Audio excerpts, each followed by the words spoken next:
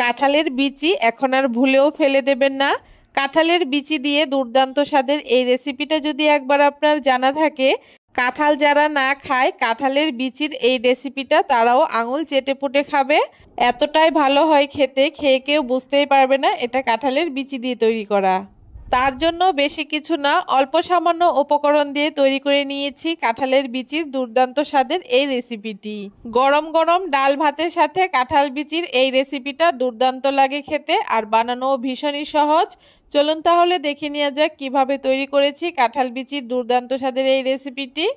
তার জন্য এখানে আমি কাঁঠালের বিচি নিয়ে নিয়েছি, আর কাঁঠালের বিচিগুলোকে খুব ভালো করে খোসা ছাড়িয়ে নিয়েছি। এখন একটা প্রেসার কুকারের মধ্যে খোসা ছাড়ানো কাঁঠালের বিচিগুলোকে দিয়ে দিচ্ছি। তারপরে এখানে পরিমাণ মতো 1 বাটি জল দিয়ে দিচ্ছি। খুব বেশি জল দেওয়ার প্রয়োজন নেই, সামান্য একটু নুন দিয়ে দিচ্ছি। এখন ঢাকা দিয়ে খুব ভালো করে প্রেসার কুকারে 2টো সিটি দিয়ে নিলেই হবে। কাঁঠালের বিচিগুলো এখানে আমি প্রেসার কুকারে সেদ্ধ করে নিয়েছি, তবে আপনারা চাইলে এমনিও সেদ্ধ করে নিতে পারেন, সেক্ষেত্রে সময়টা একটু বেশি লাগবে। দেখুন কাঁঠালের বিচিগুলো খুব সুন্দর আমি সেদ্ধ করে নিয়েছি। এখন জল ঝরিয়ে তুলে নেওয়ার পরে কাঁঠাল বিচিগুলো যখন ঠান্ডা হয়ে গেছে তখন কাঁঠাল বিচির উপরের যে লাল অংশটা সেটাকে এইভাবে করে আমি ছাড়িয়ে নিচ্ছি। তবে আপনারা চাইলে এই লাল খোসাটা সমেতও এই রেসিপিটা তৈরি করে নিতে পারেন। আমি এই খোসাটাকে ছাড়িয়েই তৈরি করব। তার জন্য একই রকমভাবে সবগুলো কাঁঠালের বিচির খোসা ছাড়িয়ে নিয়েছি, দেখতেই পাচ্ছেন। এখন হাত দিয়ে যতটা সম্ভব একটুখানি চেপে চেপে এইগুলোকে ম্যাশ করে নেব। হাত দিয়ে কিছুটা এখানে আমি ম্যাশ করে নিয়েছি, আর কিছু কিছু কাঁঠালের বিচি একটুখানি শক্ত রয়েছে, তার জন্য একটা গ্লাসের সাহায্যে এইভাবে করে চেপে চেপে যতটা সম্ভব একটুখানি ম্যাশ করে নিচ্ছি। তবে আপনারা চাইলে মিক্সিতেও একটুখানি ঘুরিয়ে নিতে পারেন। দেখুন ঠিক এইরকম আধ ভাঙা করে কাঁঠালের বিচিগুলোকে আমি এইরকম ম্যাশ করে নিয়েছি। এখন এখানে আমি একটা চামচ মেপে 1.5 চামচ চালের গুঁড়ো দিয়ে দিচ্ছি। এখানে বাইন্ডিংয়ের জন্য আপনারা ময়দাও ব্যবহার করতে পারেন, তবে চালের গুঁড়োটা দিলে একটুখানি ক্রিস্পি হবে। সাথে স্বাদ অনুযায়ী নুন দিয়ে দিলাম, সামান্য একটু হলুদ দিয়ে দিলাম, আর কিছুটা কাঁচা লঙ্কা কুচি দিয়ে দিয়েছি, আর মিডিয়াম সাইজের 2টো পেঁয়াজ কুচি করে নিয়েছি, সেই পেঁয়াজ কুচিটাকে দিয়ে দিচ্ছি। এখন সমস্ত কিছু একসাথে খুব ভালো করে মাখিয়ে নেব। মাখাতে মাখাতে এইটা যদি একটুখানি শুকনো শুকনো মনে হয়, সেক্ষেত্রে অল্প অল্প জল দিয়ে ঠিক এইরকম করে একটা ডো তৈরি করে নিতে হবে। তবে খুব বেশি নরম করা যাবে না। এভাবে করে দেখুন অল্প অল্প জল দিয়ে আমি ডোটাকে তৈরি করে নিয়েছি।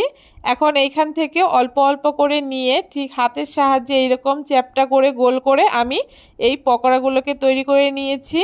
এখন কাঁঠাল বিচির এই পকোড়াগুলোকে ভেজে নেব।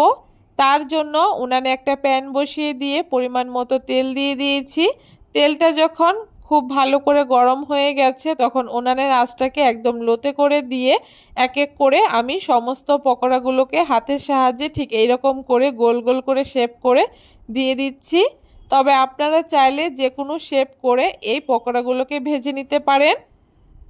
সবগুলো পকোড়া দেওয়া হয়ে গেলে উনানের আঁচটাকে মিডিয়ামে করে দিয়ে একটুখানি সময় নিয়ে এই পকোড়াগুলোকে ভেজে নিতে হবে। তবে একটুখানি সাবধানে, কারণ এই পকোড়াগুলো একদম নরম হয়, তাই খুব সাবধানে এগুলোকে উল্টে দিতে হবে। একটা পাশ যখন হালকা একটু কালার চলে এসছে তখন এইভাবে করে আমি খুব সাবধানে পকোড়াগুলোকে উল্টে দিচ্ছি। একই রকমভাবে অপর পাশও খুব ভালো করে একটুখানি লালচে করে হতে দেব। আর অবশ্যই উনানের আঁচটাকে মিডিয়ামে করে রেখেই এই পকোড়াগুলোকে ভেজে নিতে হবে। বেশ কিছুক্ষণ পকোড়াগুলোকে ভেজে নিয়েছি, আর খুব সুন্দর একটা কালার চলে এসছে দুটো পাশেই। এখন পকোড়াগুলোকে আমি তুলে নেব। পকোড়াগুলো নরম হয়েছে, কিন্তু খাওয়ার সময় এর মধ্যে ক্রিস্পি একটা ভাব থাকবে। দেখতে যেমন সুন্দর হয়েছে, খেতেও দুর্দান্ত হয় কাঁঠালের বিচির এই পকোড়াগুলো। এখন পকোড়াগুলো আমার একদম তৈরি হয়ে গেছে, এক এক করে এখন তুলে নেব। কালারটা কতটা সুন্দর এসছে দেখে হয়তো বুঝতেই পারছেন। এখন এক এক করে পকোড়াগুলোকে আমি তুলে নিচ্ছি। এইভাবে করে যদি কাঁঠালের বিচির পকোড়া কখনো খেয়ে না থাকেন, অবশ্যই একবার কাঁঠালের বিচি দিয়ে এই পকোড়া তৈরি করে খেয়ে দেখবেন। দারুণ হয় খেতে, খেয়ে কেউ বুঝতেই পারবে না এটা কাঁঠালের বিচি দিয়ে তৈরি করা।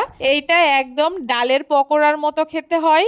কেমন লাগলো আজকে খুব সহজ পদ্ধতিতে কাঁঠালের বিচির এই পকোড়ার রেসিপিটি জানাতে ভুলবেন না।